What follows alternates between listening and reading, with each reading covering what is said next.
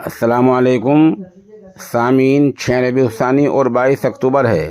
خبر کا عنوان ہے ہندوستان نے اہل فلسطین کے لیے مدد کا سامان بھیجا ہے۔ انسانی ضرورتوں کا جو سامان ہوتا ہے، جو بنیادی سامان ہوتا ہے، وہ ہندوستان نے بھیجا ہے۔ خبر کی تفصیلات میں بتایا گیا ہے ہندوستان نے ہوائی جہاز کے ذریعے فلسطین کے لوگوں کے لیے تقریباً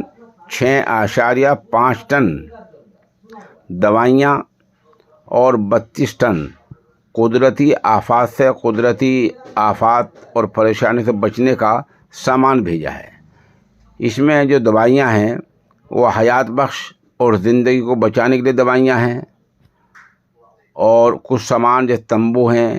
سلیپنگ بیگ ہیں، ترپال ہیں،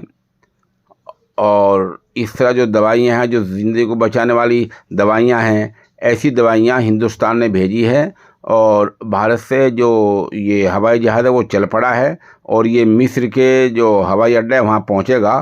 اور پھر وہاں سے یہ مدد جو ہے یہ اہل فلسطین کے لیے پہنچ جائے گی۔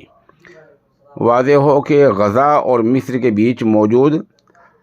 رفح بارڈر کراسنگ کے ذریعے یہ راحتی سامان اہل فلسطین کے لیے پہنچ رہا ہے،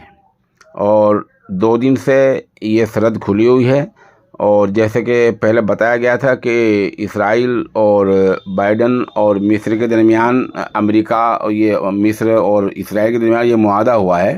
کہ جو راحت کا سامان جائے گا وہ مصر جائے گا، اور مصر سے جو رفح کراسنگ ہے وہاں سے اہل فلسطین کے لیے پہنچ جائے گا۔ تو بہرحال کل جو سامان گیا تھا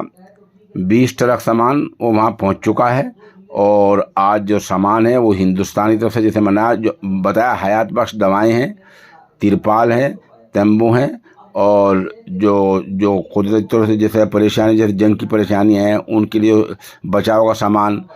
اور دوائیاں، یہ سامان ہندوستان کا ہوائی جہاز لے کر وہاں روانہ ہو چکا ہے، جو مصر پہنچ جائے گا۔